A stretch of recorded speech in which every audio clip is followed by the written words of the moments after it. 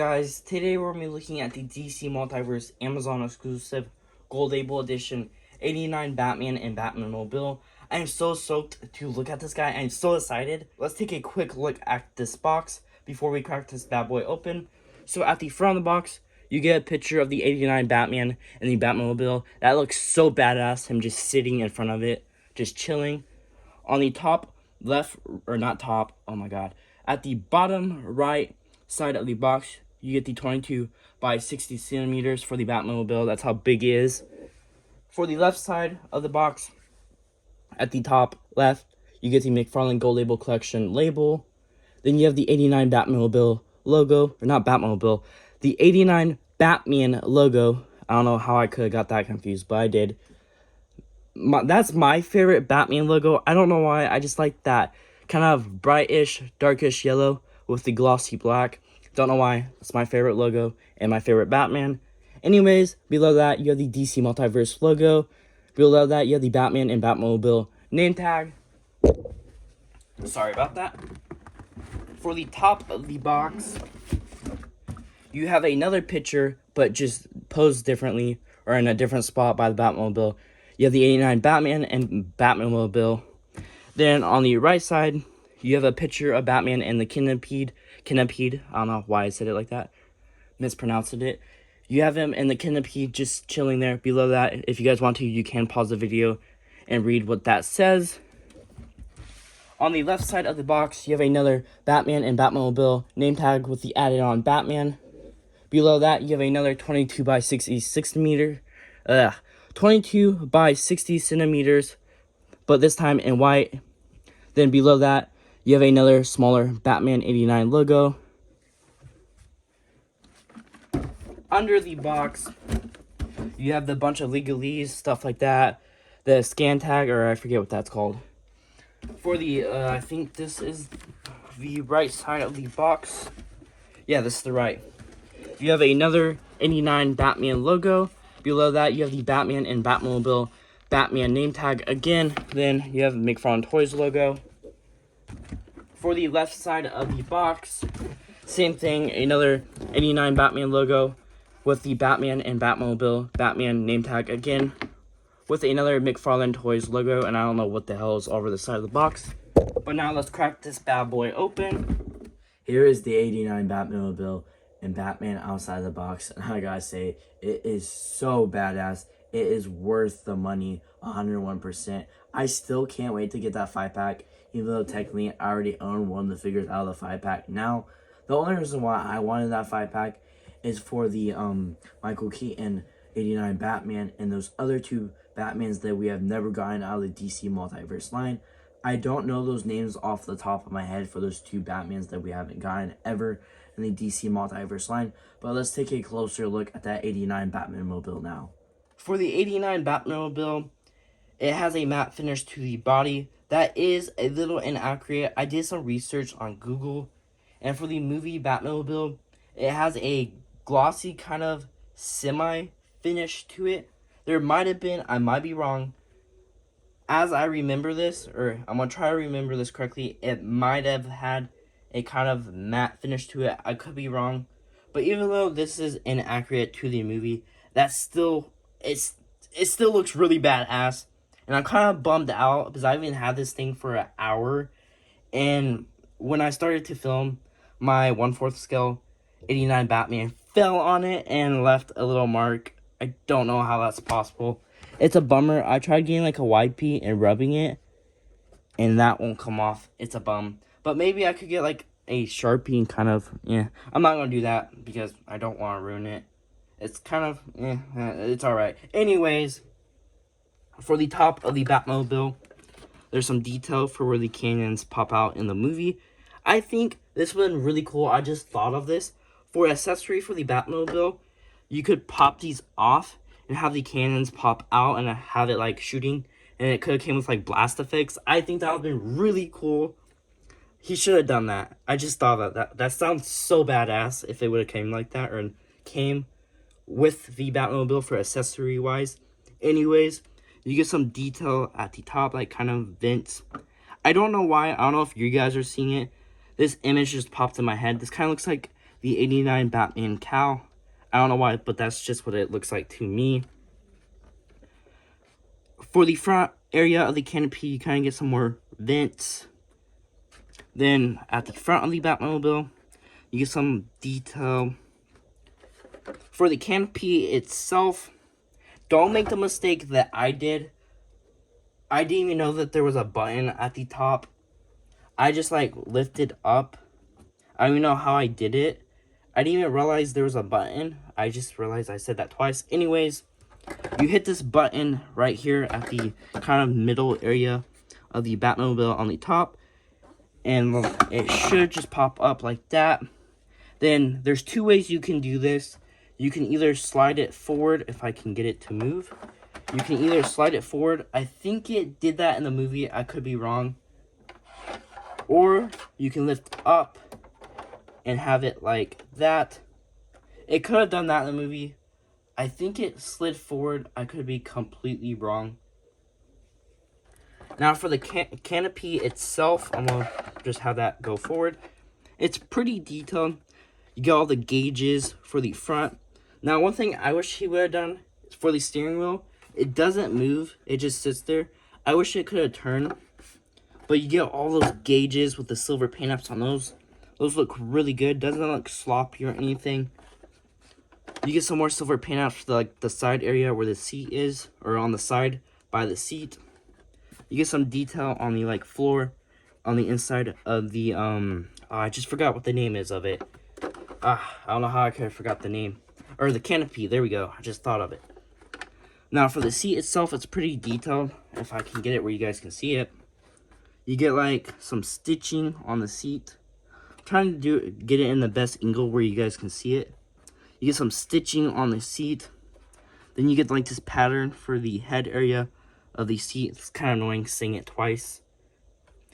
Then for the kind of top, kind of back area behind the canopy. Before I get to that, for the canopy to put it back down, all you do is just push down. And it should go back down where it doesn't come up again. For behind the canopy, you kind of get this other vent at the top. Then you get this, I don't know if it's supposed to be here or if it's like that in the movie, but you get this little thing right here on both sides. For the back of the Batmobile, you get some more vents. Those are silver. For the back of the Batmobile, you get these silver pipes or exhaust. Then for this booster thing, I think that's what it's called. I don't know the actual name for it. So I'm just going to call it the booster. It's a darker silver than the exhaust pipes. You get some rivets on those. Then it has a little bit of detail. Or not detail. You get this smaller circle. Then there's, I think... No. It goes to a smaller circle. Other than that second one, then the third. For the lights, those are molded red. I think on this one, it's more of an orange than a red. I'll put a picture up of the, or I'll try to put a picture up of the flash one. For the front of the Batmobile, you get the engine popping out at the front or sticking out at the front. This is a darker silver, like the back of that booster thing for the back.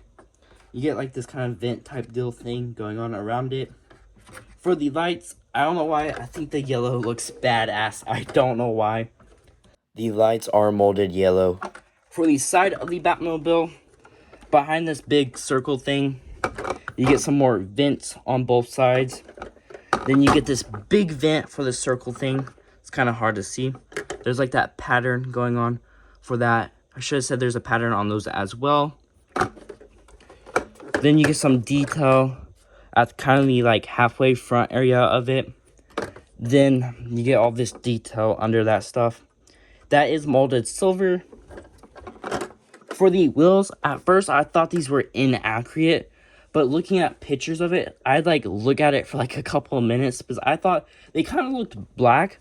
But the more I looked at it, it was kind of a chrome. Kind of silver color. I think it was more of a chrome. I'll put a picture of that on the top left corner. The silver looks really good. I'm very happy how those look. Now, one thing that is inaccurate about the wheels It was kind of hard to tell. I could be wrong on this, but I think instead of the hubcaps being black with the Batman logo on the hubcaps, could be wrong on this. I think I saw it right. Instead of the hubcaps being black, it should match the emblem on the hubcaps of the Batman emblem. It should all be silver. But even though it's inaccurate, I still like how that looks. I like how it kind of separates the silver from the black. Then you get like all the oh god, what are those called? Not bolts. I forget what they're called to hold the wheel together. Oh, I forgot what it's called. I'll put it up. I know I'll remember it after I'm done filming this. For the tires, you get this tread pattern on the tires. Now, I never got why McFarlane or Todd McFarlane did this, but he kind of put these dots on the side tread. I don't know if it's like that in the movie. I never paid attention to it when I was looking at the picture. It's probably not like that, or it probably is. I'm not for sure, but I will put a picture up again of the Batmobile, I think for the 3rd time. Now for the bottom, or not here, yeah, the bottom of the Batmobile, you get this big Batman emblem. Then you get like all the screw holes to hold it together. You get like all this detail for like under the Batmobile. And that is going to be it for looking at the 89 Batman. Let's take a closer look at the 89 Batmobile. Here's a closer up look at the Michael Keaton Batman head sculpt. I'm just going to say this right off the bat. Todd McFarlane did a badass job on this. He did such a good job. I'm trying not to say that more than once. The paint apps for the lower face area look really good. I'm very happy how that came out. Looks really realistic, especially those lips. Now, I don't know the exact name for this. I could be saying this right. I could be saying this wrong. Please correct me if I am wrong. I do like how he added that cheekbone line. Or is there a wrinkle? I think it's a cheekbone line. And I like how he did that for the chin as well. I like how he added that in. For the eyes, the paint apps on those look really good. I'm very happy how there is no side eye. Normally on some of the McFarlane stuff, there's a side eye happening. Like the Robert Patterson one, I think all the figures on that one had the side eye. I know for the promotion shots, when Todd McFarlane was showing off the Dark Knight Trilogy Batman, that had a side eye, or someone leaked the picture. But then seeing it in person, it didn't have the side eye, so I was very happy about that. But I'm very happy to see that this has no side eye happening. And I like how he added this small little detail, how the cowl doesn't go all the way up to the eye area. I like how there's that black paint around the eyes, like it was in the movie accurate. Let me rephrase that. I like how that looks a lot. For the cowl, I don't know why, I like the cowl on this Batman a lot. I just don't know why. Everything about Michael Keaton's Batman suit, I love the suit so much, and I don't know why. It's pretty basic. Back to the cowl, you get this like line for the nose that goes kind of all the way up to the forehead area. Then it disappears a little above the forehead. Then you get kind of that same line for the side of the cowl going all the way up to the bat ears. For the bat ears, I like how they're not too tall and they're not too short. It's kind of a bummer on the left one on mine. I think from it, the packaging, like the paper stuff, or it's not really paper, it's more of a plastic, if that makes sense. I think it was like putting pressure on this, or it could be from the Batmobile, the weight of the Batmobile, because it's under the Batmobile and the box, and I think the weight on that kind of bent this from the heat too, probably, or the heat probably didn't help it and made it bend easier, if that makes sense. Anyways, for the lower cowl area, I mean, I like how we get more articulation. I'm gonna rephrase this. I messed up so bad on that. I like how we get more articulation for the head sculpt of the cowl and the lower cowl piece being two separate pieces. But I kind of wish it was all one separate piece. But I'm not saying I don't like it. I really like how it's separate for that more articulation. But I kind of wish it was one piece. For the bat logo, or the bat emblem, the gold is inaccurate. It's not that gold in the movie. It's more, or it's not even a gold. It's more of a yellow than a gold in the movie. The black paint apps for the Batman logo look really good. I'm very happy how that looks. Normally on my figures, the paint apps on some of the emblems, or emblems on some of the figures I get are really sloppy. Then sometimes I get really lucky and get really good paint apps. Anyways, the yellow, or not the yellow, the gold piece is sculpted on, and so is the bat logo. Back to the cowl piece on the edges, it's kind of like a, oh, this one is a hard kind of rubber, soft rubber piece. I think it's like that. Well, this one's more of a softer rubber than this one. I think they're kind of all like that. And I do like how we got a soft cape for this, or soft goods cape. For the arms, I like how there's not too much muscle definition. You can kind of see the muscle definition, like that kind of muscle line right there. I like how it's not too ripped, but not too skinny, if that makes sense. Now, like I said in my Nightfall Batman video, a couple videos ago, one of the DC McFarlane figures, kind of recent videos, like I was saying in one of those, I wish he would start making his figures pinless. I think that would make them look really good as well. Kind of make them better. Not saying because they're pinned that they're not good or anything. I just think it would really make them a lot better if they were pinless. Or make them look better, if that makes sense. I'm trying to put it a good way where it makes sense, if that makes sense. I don't think that really made sense. Anyways, for the lower forearm area, you get these things. I don't know the exact name for them. There's some line work on the outer side of it. Then for the kind of wrist area, you get some more line work at the kind of bottom wrist area. Then for the inner side of it, you get some wrinkles. Then for the back of them, you get these hard things. I don't know the exact name for them. I don't know why, but I keep forgetting what these called. They're a hard plastic material. For the hands, they're somewhat detailed. Nothing too crazy. You get that line work that we saw at the lower forearm kind of wrist area. There's some more of that line work at the finger area. For the stomach area, there's a lot of muscle definition, but that's how it was in the movie for the suit. There was a lot of muscle for the stomach area. For the belt, this is also inaccurate. It wasn't this much of a gold. I think the belt was more of a yellow, like the emblem in the movie.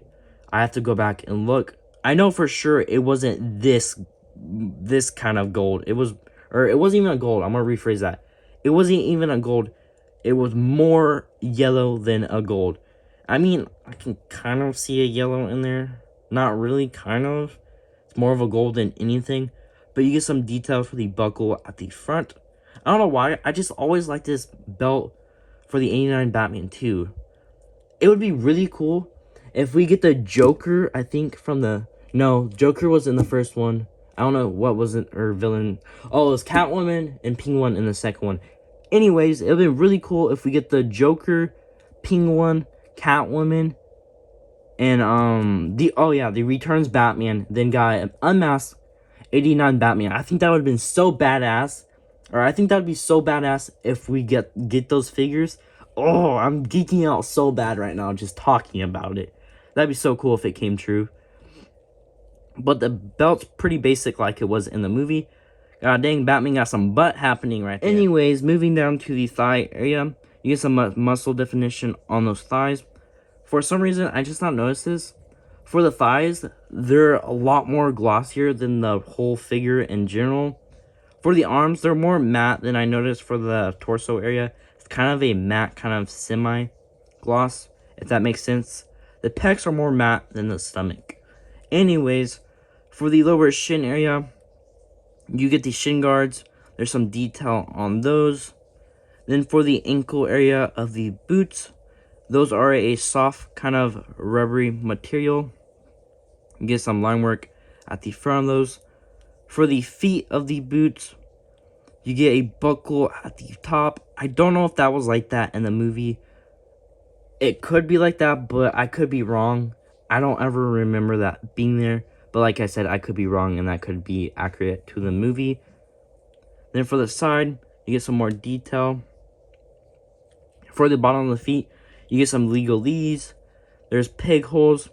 For the back of the 89 Batman, for some weird reason, there's a peg hole. I don't know why that's there. There's literally no use for it. Anyways, that is it for looking at the 89 Batman. Let's do his articulation. For the 89 Batman articulation, he looks up and down pretty far. Same goes for the head tilt as well.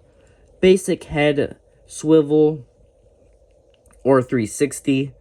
Now for the butterfly joint on mine, when I was moving it earlier, it would try to get stuck in some spots like it is now. It doesn't want to go back. It will go forward, but then it doesn't want to go back. I did get it earlier, though, to go back and forth. It has a pretty good amount of movement for back and forth. If I can get it to move on camera. There we go. I got it to move like once. Oh, there we go.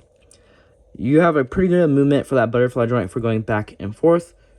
The arms go a little bit or a tiny bit out past a T-pose position. Basic bicep swivel. For the elbows, those are double jointed. For the hands, for some reason on mine, one hand moves. Then on this left one, the wrist moves and not the hand. I don't know why. And I tried to move the hand only, and it was bending that joint, and I didn't want to break it, so I just left it alone. But for the hands, you get basic hand swivel. The hands go basic down, and a little bit of basic up. For some weird reason on mine, I don't know if it's like this for anyone else's figure on the hand joint, but it more wants to go down than up. It kind of goes up, but I don't want to force it and break that peg, so I'm just going to leave it alone.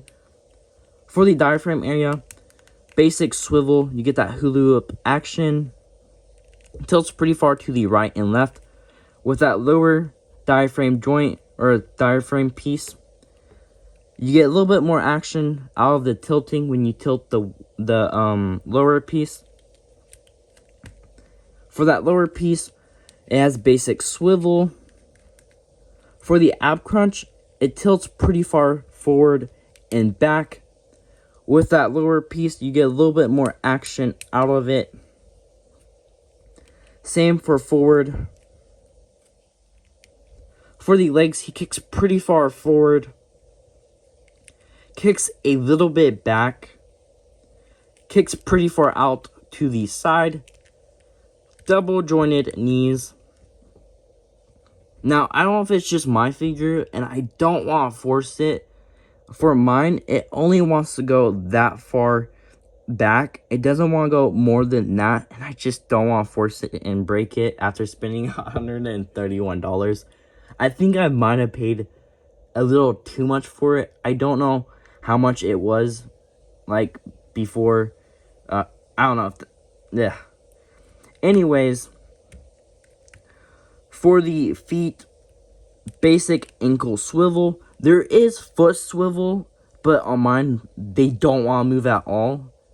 And I broke my gold label translucent blue Joker. I forget the name of that because I forced it and it snapped off. So I had to spend another $90 on figures that I didn't need to spend $90 on. So now I got duplicates of figures that I don't need duplicates of. Anyways, the feet go pretty far down, pretty far up.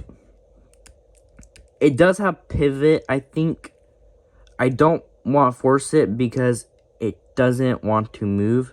Like, the ankle part will move like swivel, but the foot part won't, and I don't want to force it. Okay, I take that back. It will move a tiny... okay, it's this one. It'll move, like, see, it'll move a tiny bit, but I can't get it to move any more than that. And his foot is stuck, curved in. That gets on my nerves so much. But that is it for his articulation. For a 89 Batman comparison, here is NECA's 89 Batman next to the DC Multiverse 89 Batman. For some more Michael Keaton Batman comparisons, here is the Flash movie Michael Keaton Batman next to the 89 Batman. And here is the Target exclusive Unmasked Michael Keaton Batman next to the 89 Batman. For the people wondering out there what the NECA 89 Batman looks like next to the 89 Batmobile, I think they fit in scale together and look pretty damn good together as well. Alright guys, that's going to be it for my review of the 89 Batman and Batmobile. Let me know down in the comment section, what do you guys think of the Batman and the Batmobile? Do you guys think it is worth it? Do you guys think it's not worth it? Is it a pass for you guys, or is it a pickup for you guys? And for the guys out there that already have the movie Flash Batmobile, are you guys still going to be picking up this 89 version? Because this one is technically a re-release of that Flash one. This one just has the silver wheels and the matte finish to it. So will you guys be picking it up or not? Let me know down in the comment section. And stay tuned for the next review.